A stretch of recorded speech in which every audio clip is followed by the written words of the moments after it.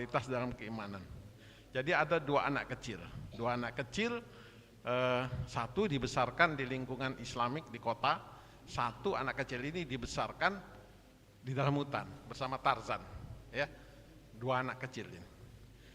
Dua anak kecil ini berkembang, lama-lama dia berpikir, apalah yang harus dipercaya ini, merenung dia, ya, di atas dasar apalah. Nah, kalau seandainya rasionalitas ini tidak diarahkan oleh Al-Quran, tidak diajarkan oleh Al-Quran melalui Nabi kita Nabi Muhammad SAW, ya, nanti perenungan anak yang ada di dalam hutan itu dia menyembah apa yang dia lihat. Kalau dia melihat gunung, oh mungkin itu yang baik. Kalau dia menyembah pohon, mungkin ini, segala macam. Jadi apa yang dia lihat. Jadi rasionalitas dalam keimanan itu dimulai dari perenungan, akal sehat, argumentasi dan segala macam. Jadi kalau itu mandek, ya tidak ada yang nuntun, tidak ada yang mendasarkan, nanti dia nyembahnya nyembah batu, nyembah ini. Nah, kita syukur alhamdulillah anak kecil yang kedua yang tinggal dalam kota tadi, dia menyembah sesuai yang dituntun oleh Nabi kita Nabi Muhammad SAW, ya, Allah Subhanahu Wa Taala. Nah, sekarang saya mengambil contoh di dalam yang pernah saya alami, ada dua hal, ya. Waktu saya sekolah ini dulu, ya, di universitas ini adalah universitas Kristen, ya, Christian Albert University, ya, di Jerman itu universitas Kristen, ya, itu melahirkan banyak sekali Nobel Prize, ya, banyak sekali, ya. Kemudian dia itu membuat suatu working group, pertanyaan tematik yang selalu dimunculkan oleh dalam kehidupan kita yang mandek. Contoh orang bertanya, ya, contoh, manusia itu berasal dari apa sih? Oh, ada yang jawab dari tanah. Nah, sekarang pertanyaan manusia berasal dari tanah itu kita kaji. Apa manfaatnya? Mengkaji supaya nanti dapat jawaban apakah benar mahasiswa itu berasal dari tanah. Dibuat working group. Nah, kebetulan ilmu tanah, dibuat working group. Working group itu kelompok kajian. Membuktikan bahwa manusia itu berasal dari tanah. Nah, jadi akhirnya dibuat kajian ini, dibuat kajian itu, dibuat kajian ini, dibuat ini. Nah, kajian-kajian itu semuanya mentok dinding semua, tidak ada jalan keluar. Akhirnya orang mengkaji dari bahasa Arab ini, dari Al-Quran ini, ternyata benar manusia itu berasal dari tanah. Bagaimana pembuktiannya? Adalah dengan mengambil tanah yang tidak pernah disentuh oleh manusia, di atas gunung lah, ya, tidak pernah sentuh, yang baru keluar dari magma itu, dari gunung itu diambil, kemudian manusia itu yang sudah meninggal itu, wafat itu dilumatkan, ya, dihancurkan sama seperti batu yang ada berasal dari dalam perut bumi itu. Nah, dua sampel ini, preparat ini, ya, kemudian dianalisis, satuannya itu diturunkan. Jadi kalau satuan yang kita bisa lihat, misalnya yang tinggi itu persen, diturunkan lagi promil, diturunkan lagi PPT, part per trillion, part per billion. Nah, diturunkan lagi satuannya itu, ya, satuannya itu, unitnya itu satu. Ternyata di dalam ilmu tanah orang memahami apabila sesuatu substrat atau apalah bahan ini sama komponennya, ya, sama komponen unsurnya itu yang ada pada satu tempat dengan tempat lain, maka itu berarti ada hubungan satu dengan lain. Nah, sekarang setelah itu diturunkan satuannya, ya, ternyata hanya tanah yang memenuhi kemiripan yang sangat tinggi dengan tingkat korelasi di atas 90% dengan manusia tadi. Berarti terbukti manusia berasal dari tanah, tidak bisa dihindari, ya. Karena itu korelasinya, seluruh unsur-unsur korelasi itu di atas 90% semua ada. Jadi R kuadratnya itu, ya, koefisien korelasinya itu berarti 90% lebih, malah mendekati 100%. Semua komponen yang ada pada manusia itu sama dengan yang ada pada tanah itu, ya. Jadi itu pembenaran bahwasanya manusia berasal dari tanah. Terus yang kedua muncul pernyataan adalah ini dua ini yang pernah saya ikuti kajiannya. kita diminta melihat laut. Nah, orang bertanya, kan temanya itu kecil-kecil begitu loh. Kita diminta melihat laut. Loh, kok ngapa suruh melihat laut? Nah, muncullah working group. Nah, setelah dikaji sana sini, terbentur lagi dinding, ya. Nah, jadi akhirnya dikaji orang. Oh, setelah kita lihat laut itu, setelah dikaji, di situ tuh 2/3 makanan berupa protein kita itu berasal dari laut, ya. Nah, kalau begitu memang kita harus explore itu isinya itu, ya. Nah, setelah dikaji lebih dalam, ternyata laut itu sebagai pembelajaran untuk kita. Allah mengajarkan kepada kita bahwa kalau kamu akan melakukan konservasi pengawetan makanan, itu contoh ada pada laut, karena 2/3 daripada protein yang ada pada manusia itu ada pada laut, ya, khususnya pada garam laut. Jadi ikan asin, ikan saleh, segala macam ikan-ikan itu, ya, yang diawetkan itu. Kemudian alga itu merupakan asal makanan untuk makanan dalam rantai makanan, ya. Alga pada laut itu asalnya dari situ, kemudian muncul dimakan ini, dimakan ini, dimakan ini, sampailah ke manusia ini kan. Nah, jadi itu dikonservasi situ, kemudian pada cangkang. Jadi 3 ini yang dia garis bawahi, garam laut, alga laut dengan cangkang atau kepiting apa segala macam itu, ya. Nah, itulah Ibu dan Bapak sekalian, ya.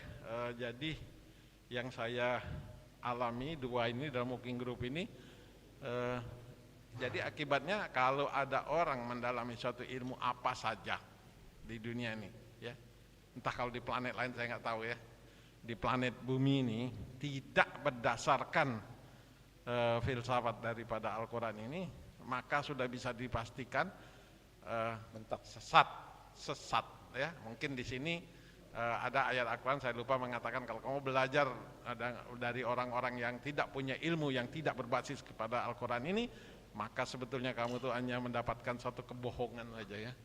Kebohongan, penipuan dari orang banyak, karena kebanyakan orang itu hanya bohong, hanya nipu saja, kecuali orang-orang yang berbicara berdasarkan Al-Quran dan hadis ini. Itu saja tambahan daripada saya. Terima kasih, ya.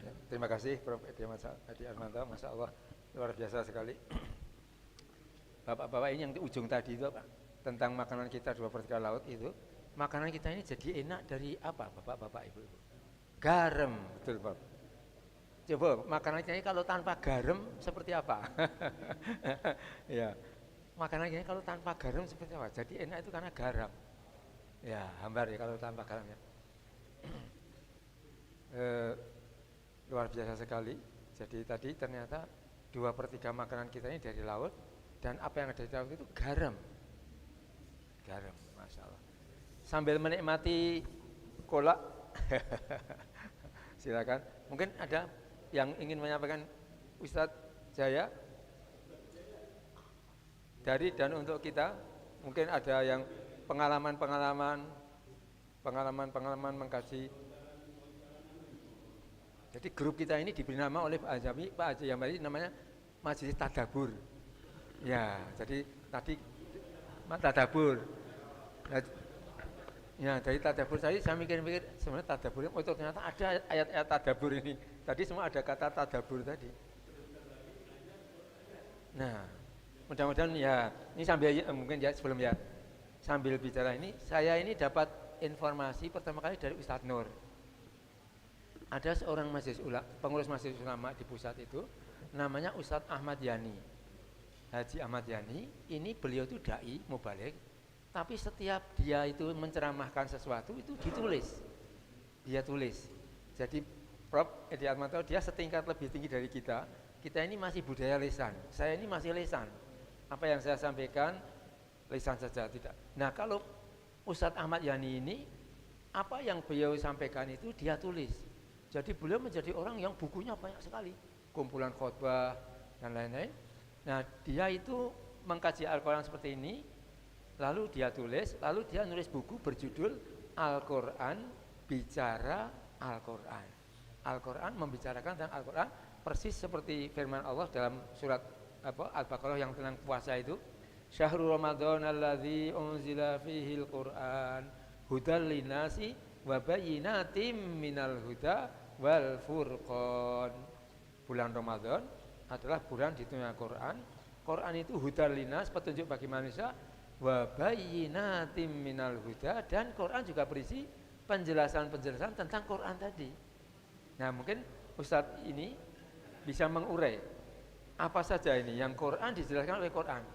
Nah, itu beliau bukunya itu beliau tulis, waktu beliau nulis itu dia ngirim WA, termasuk saya dikirimi.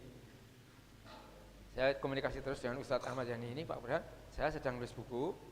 Nanti kalau sudah buku ini jadi, bisa dipesan. Nah, bukunya itu kalau saya tanyakan, kemarin bukunya sudah jadi, Pak. Nah, kalau pesan berapa? Kalau pesan, ini buku harganya 60.000.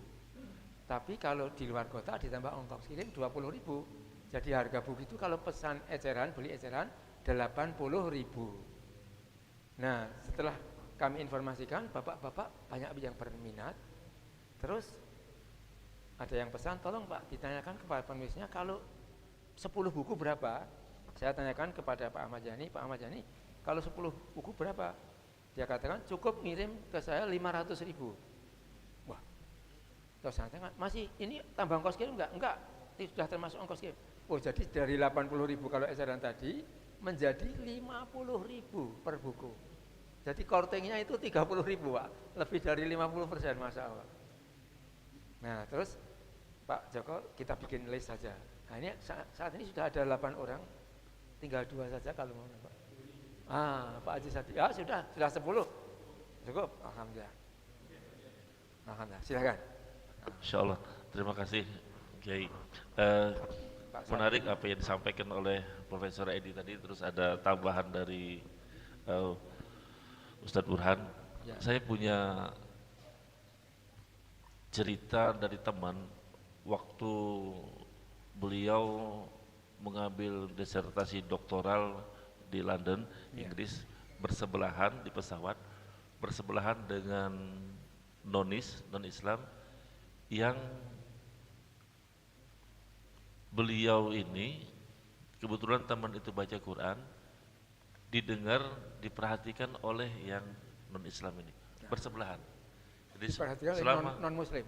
Non-Muslim, teman kita itu Muslim, yang mendengar yang di sebelahnya non-Islam. Teman ini punya kebiasaan, setiap di perjalanan dia selalu membuka Al-Quran untuk dibacanya. Ternyata subhanallah, yang di sebelahnya ini memperhatikan, karena kebetulan suara itu agak dikeluarkan. Waktu teman ini tadi membacanya pelan, bahkan yang di sebelahnya minta tolong agak dikeraskan lagi. Minta dikeraskan lagi. Dia mau lebih mendengar lagi. Iya, biar dia bisa mendengar. Ternyata setelah teman ini selesai membaca, yang non-Islam ini mengkoreksi bacaan teman tadi. Yang Muslim tadi. Yang Muslim tadi. Masya Allah. Masya Allah. Sepanjang perjalanan, yang non-Islam ini ternyata sudah hafal Al-Quran. Masya Allah. Masya Allah. Dia sudah hafal Al-Quran. Ahli bahasa Arab. Ahli bahasa Arab. Masya Allah. Nanti cerita Pak Edi banyak itu. Ini menarik, Prof. Ya. Karena kenapa? Teman tadi ngomong seperti ini. Kenapa tidak sekalian masuk Islam? Iya, iya. Dia tetap non-Muslim. Dia tetap non-Muslim. Masya Allah. Jawabannya menarik, Kiai. Apa yang ada di Al-Quran yang sering kita baca itu, bahwanya Al-Quran itu ada hudalinas katanya. Hudalinas. Kalau hudalinas, ini jadi honor, ilmu pengetahuan bagi saya katanya. Dan saya akan terus mempelajari Al-Quran. Saya tidak terputus komunikasi dengan teman tersebut. Kenapa alasannya dia menghafal Al-Quran? Karena sejak saya katanya mempelajari Al-Quran, hafal Al-Quran, dunia ini rasanya indah sekali. Masya Allah. Nyambung tadi dengan. Nyambung yang disampaikan tadi. Dan yang luar biasa, ada yang dilakukan, sosial eksperimen dilakukan oleh saudara-saudara kita di luar juga. Mereka mencoba mencari orang-orang yang tidak beragama Islam untuk diperdengarkan Al-Quran. Satu persatu nih, Bro. Bahkan yang dijadikan sampel tersebut, ada mereka begitu mendengar Al-Quran seperti terhipnotis, diam sesaat kemudian menangis. Masya Allah. Saat menangis selesai ditanya, apa yang engkau rasakan? Yang dirasakan oleh mereka adalah suara yang menggetarkan hati saya yang selama ini belum pernah saya dengar. Masya Allah. Jadi memang ini kayak kalau mereka yang terus berinteraksi dengan Al-Quran, dan kami yang pernah ikut mengkaji, menghafal Al-Quran, itu luar biasa sekali. Bahkan kalau mereka yang dekat dengan Al-Quran, yang jadi ahlul Quran, begitu mereka mendengar orang yang menjadi imam, mohon maaf, yang mereka bukan ahlul Quran, tingkatannya itu bukan cuma batas Iqra awal aja, baru baca, dan bacaannya masih salah, itu terdengar sesuatu yang menyakitkan hati luar biasa. Jadi ada pesan moral luar biasa, kalau umpama Quran itu dibaca dengan benar, maka ada keindahan hati yang luar biasa yang terasa. Tetapi kalau Quran itu dibaca masih banyak yang salah-salah, walaupun ada nilai pun yang luar biasa, tetapi ada sesuatu pun yang akan lain. Demikian luar biasa. Masya Allah, terima kasih ilmu. Terima kasih. Assalamualaikum warahmatullahi wabarakatuh. Waalaikumsalam. Masya Allah, luar biasa sekali. Penjelasan yang hudalinas tadi ya. Quran itu petunjuk bagi seluruh umat manusia. Tapi kalau di Al-Baqarah hudalil muttaqin. Jadi ada bagi muttaqin, tapi juga ada hudalinas, petunjuk bagi seluruh umat manusia. Itu Profesor Edi Armanto bisa menjelaskan orang-orang profesor Yahudi itu.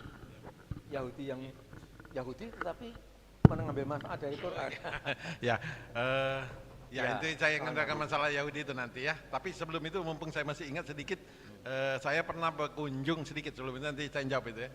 Berkunjung sedikit ke University of Kasesat University di Thailand gitu loh.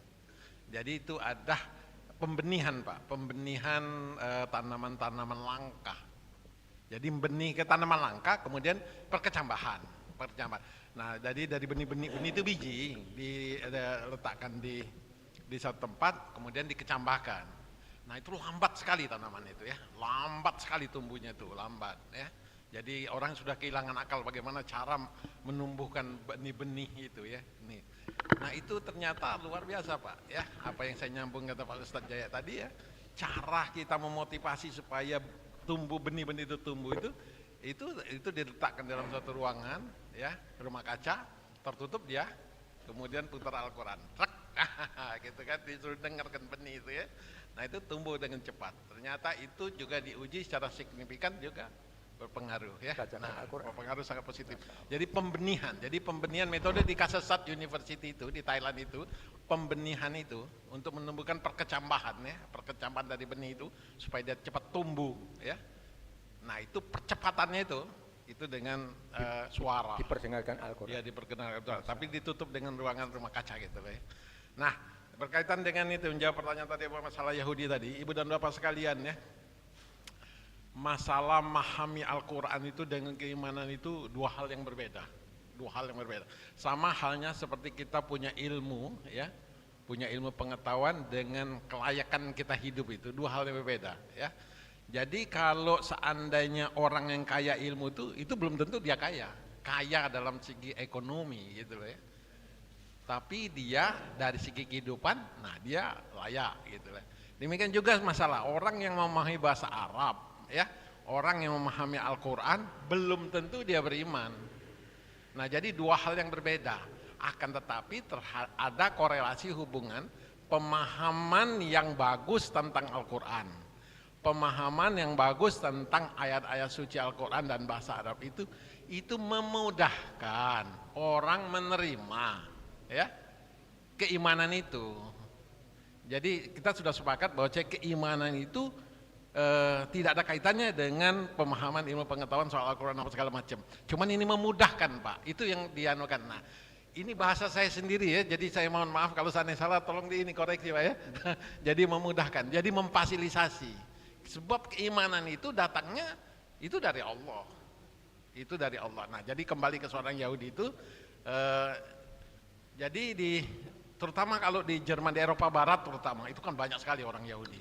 Banyak sekali Pak. Itulah Hitler itu tidak suka orang Yahudi itu akhirnya dibunuh sebanyak 6 juta itu karena orang itu pintar sekali. Pintar sekali ya. Kalau lihat sejarahnya itu keturunan Nabi Ibrahim sekarang luar biasa ya. Kalau sudah berkaitan dengan orang Yahudi, oh udah otaknya itu cerdas sekali ya. Dan dia akan mampu begini, dan penguasaan bahasa Arab itu luar biasa. Mungkin di Yahudi situ, di daerah situ bahasa Arab ya. Nah, cuman yang jadi masalah ya pada orang Yahudi itu, dia itu degil, tidak percaya pada Al-Quran atau Allah ini. Cuman penguasaan tentang Al-Quran itu luar biasa ya. Nah, jadi dia itu ya, kalau kita bicara soal ini apa segala macam, paham semua, paham. Nah, saya tidak tahu mengapa sampai dia tidak percaya itu yang saya nggak tahu ya, nggak tahu saya. Padahal sudah belum ada hidayah. Nah iya, belum ada hidayah ya. Nah ya, jadi sebagian besar ya penemu-penemu yang Nobel Prize apa segala macam itu orang Yahudi semua. Jadi ibu dan bapak sekalian, saya menggarisbawahi di dunia ini ada 2 suku bangsa yang menguasai dunia. Yang pertama orang Yahudi. Itu mungkin ada dalam Al-Quran, tapi saya tidak ketemu nih di mana anunya ya, mungkin nanti Ustaz bisa nembak. Yang kedua, tidak dinyatakan secara jelas, tapi dinyatakan dengan tanda, adanya matanya sipit. Ya Cina lah. Nah, mungkin di sini ada ya dinyatakan ya. Jadi 2 suku bangsa ini. Kalau kita lihat 2 suku bangsa ini, mengapa dia bisa menguasai dunia itu? Karena memang kalau Yahudi itu didoakan Nabi Ibrahim ya. Dan itu sudah kodratnya dari Allah. Cuman 2 suku bangsa ini, ya itu tadi kata Pak Hambali tadi, tidak mendapatkan hidayah ya. Jadi dari 2 suku bangsa inilah maka berkembanglah ilmu pengetahuan, berkembanglah ini, berkembangnya sesuai dengan 3 poin yang saya katakan filsafat dari keilmuan tadi. Jadi Al-Quran sebagai sumber ilmu pengetahuan yang valid, ya. Kemudian filsafat logika, kemudian filsafat keimanan. Dan dia gagal dari yang ketiga ini, tapi yang satu dengan kedua itu dia berhasil, ya. Semua, ya. Dari 2 suku bangsa, jarang orang-orang kita muncul ke permukaan kalau dari segi ilmu pengetahuan, karena kemampuan kita dari segi itu kurang ya. Nah itu kebanyakan dari suku Yahudi dengan suku Cina ini. Jadi tidak diragukan ibu dan bapak sekalian ya. Saya itu ya. Terima kasih ya. Terima kasih Pak Edi Armanto. Ustadz Ibar silahkan. Ya baiklah, terima kasih Pak. Jadi kami mengawali dengan bahwasanya metodologi dalam pemahaman Al-Quran ini sesuai dengan perintah Allah tentang tadabbur, ada sekitar 4 ayat termasuk 2 ayat yang kita baca. Namun pemilihan ayat pada saat ini sangat tepat, di mana ayat yang pertama yang jadi pembahasan yaitu yang berkenaan dengan ayat-ayat muhkamat. Jadi ayat hukum ini adalah ayat-ayat yang memang tidak bisa diberikan secara mutlak pemahaman yang diikut sertakan analisa logika. Jadi semata-mata kita mentaatinya. Dan yang berkenaan dengan ayat ini adalah ayat An-Nur ayat 51, innamal mu'minuna alladzina idza du'u ilallahi wa rasulih liyahkuma bainahum ayyaqulu sami'na wa ata'na. Jadi ayat ini adalah memberikan keterangan tentang sesungguhnya jawaban bagi seorang mukmin yang apabila dipanggil kepada Allah dan Rasulnya, lalu perkataan yang diucapkan oleh seorang mukmin itu tiada lain kecuali sami'na wa ata'na. Jadi ayat yang pertama, surat An-Nur ayat berapa Pak? 51 Pak. 51. Nah, jadi afala yatadabbarunal Quran, yang memiliki makna tidakkah mereka mentadabburi Al-Quran berdasarkan ayat-ayat muhkamat. Sementara di surah yang kedua yaitu surah Shad itu memiliki makna pemahaman Al-Quran dengan metodologi mutasyabihat, artinya diikut sertakan akal di dalam memahaminya. Sebagai contoh ayat yang kita baca yaitu ayat 29, Al-Quran ini adalah kitab yang kami turunkan kepadamu wahai Muhammad yang penuh keberkahan supaya mereka menghayati ayat-ayatnya dan orang-orang yang berakal sehat mendapat pelajaran. Nah, ini semata-mata Allah turunkan ayat ini agar manusia melibatkan kemampuan analisa logikanya untuk memahami ayat. Di dalam ayat ini korelasinya dengan ayat yang lain yaitu Az-Zumar. Az-Zumar. Ayat Az-Zumar. Zumar berapa? Wa basyir ibad alladzina yastami'una al-qaul fayattabi'una ahsanah ulaika alladzina hadahumullah wa ulaika hum ulul albab. Berilah kabar gembira kepada orang hamba-hambaku, kata Allah, siapa mereka? Alladzina yastami'unal qaul, yaitu mereka yang apabila mendengarkan perkataan-perkataan fayattabi'una ahsanah, maka mereka hanya mengikuti perkataan yang baik saja. Ulaika alladzina hadahumullah, mereka itulah orang-orang yang mendapat petunjuk, wa ulaika hum ulul albab, dan mereka itu adalah orang-orang yang memiliki akal. Di sini Allah memberikan pemahaman tentang Al-Quran diberikan kepada manusia sesuai dengan kemampuan akal. Jadi ada dua metodologi dalam mentadabburi Al-Quran ini supaya nilai tadabbur itu dalam Al-Quran ini secara komprehensif menyeluruh sesuai dengan maknanya, dan ini sangat baik sekali untuk kita pahami bersama-sama. Hanya saja barangkali yang kita khawatirkan sesuai dengan sabda Rasulullah sallallahu alaihi wasallam. Kata Rasulullah sallallahu alaihi wasallam, nanti kalau kita sekarang ini tadabbur, ada masanya nanti menjadi kekhawatiran kita ketika seperti Ustadz Burhan, Profesor Edi dan yang lainnya, barangkali di masa-masa yang akan datang, kata Rasulullah, innallah yaqbidu ilman tija'a yantazi'uhu minal ibad walaki yaqbidul ilma biqabdil ulama.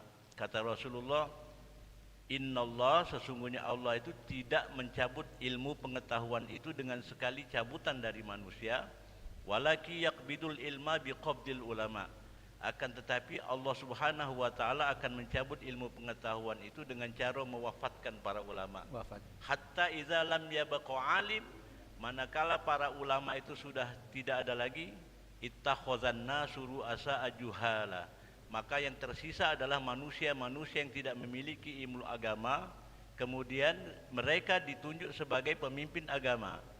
Fasu'ilu, manakala pemimpin agama yang tidak memiliki ilmu agama itu ditanya, fa'aftau bi ghairi ilm, maka mereka akan berfatwa tanpa dengan ilmu, maka kata Rasulullah, fadallu wa adallu.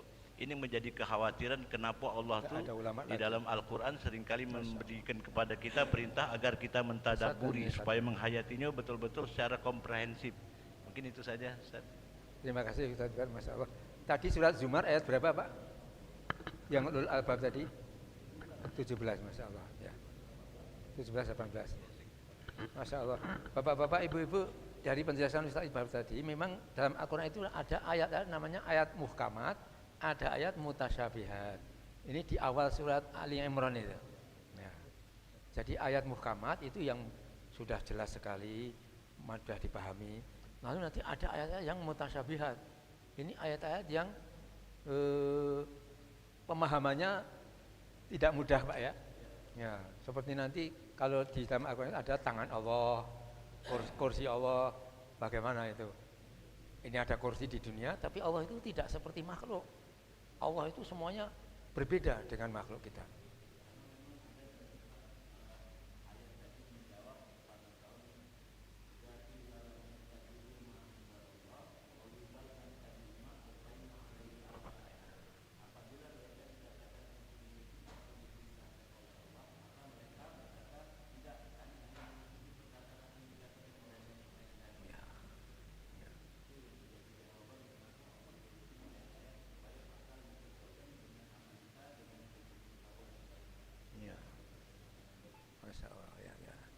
Masya Allah, luar biasa sekali ya penjelasan Ustaz Iqbal. Jadi bapak-bapak, ibu-ibu, Allah itu nanti kalau menghilangkan ilmu dari umat itu diwafatkannya ulama-ulama itu, ulama-ulama yang hebat-hebat wafat. Kalau sudah wafat, ulama wafat, nggak bisa memberi penjelasan lagi. Yang ada tinggal orang-orang yang kurang ilmu. Masya Allah, nah, inilah musibah besar. Nanti ditanya oleh umat, jawabannya sesat dan menyesatkan. Masya Allah, luar biasa sekali. Jadi memang jadi pendidikan untuk menjadikan para ulama itu panjang, prosesnya panjang dan perlu perjuangan yang terus menerus, continue, dan usaha sekuat tenaga. Eh, mungkin Pak Ambali bisa menjelaskan ulul albab tadi, Pak. Ulul albab tadi. Habis ya, lain waktu ya. Kelanjutan bahasan ini ya. Mudah-mudahan nanti kalau bukunya sudah datang nanti menjadi pedoman kita. Kurikulumnya nanti kita mengkaji buku yang tadi. Quran bicara tentang Quran tadi. Bapak-bapak, ibu-ibu, ada yang ingin bicara lagi? Prof. Adi Mas Salim ingin menyampaikan? Tambahan, silakan. Barangkali kita belum menemukan definisi daripada tadabbur itu apa. Oh, ya. Nah, jadi barangkali ini sama kita gali nanti. Lagi. Ya. Ya. Ada nggak persamaan bahasa Indonesianya? Ya. Atau kalau tidak ada, kira-kira bagaimana kita menerjemahkan tadabbur itu tadi, apa? ya. Karena di ayat-ayat tadi ketemu kata tadabbur terus ya. Tadabbur. Tadabbur. Kemudian satu lagi di ayat 29 ini, Ya. setelah mentadabbur itu menghayati. Ya. Ya. Ayat 29 ya. Nah, waliyatazakkaru. Ya, waliyatazakkaru ulul Tadi albab. Mengambil pelajaran. liyatadab baru mentadabbur. Ya. Jadi tidak cukup hanya Tadabbur, mentadabbur sampai di sini, bagaimana kita mengambil pelajaran. menghayati. Yatazakkaru ulul albab. Dan tentu yang terakhir yang penting sekali mengamalkan. Ya, mengamalkan. Dihayati, tapi Iya. belum tentu diamalkan. Diamalkan. Ini barangkali yang kita lebih kupas nanti. Baik, terima kasih. Terima kasih. Kita tutup dulu kajian pagi ini. Ibu-ibu belum ada yang menyampaikan tanggapan? Kita tutup dulu. Allahumma arhamna bil Qur'an waj'alhu lana imaman wa nuran wa hudan wa rahmah. Allahumma dzakkirna minhu ma nasina wa 'allimna minhu ma jahilna warzuqna tilawatahu ana al-laili wa atrafan nahar waj'alhu lana hujjatan ya rabbal alamin. Subhanakallahumma wa bihamdika asyhadu an la ilaha illa anta astaghfiruka wa atubu ilaik. Terima kasih. Assalamualaikum warahmatullahi wabarakatuh.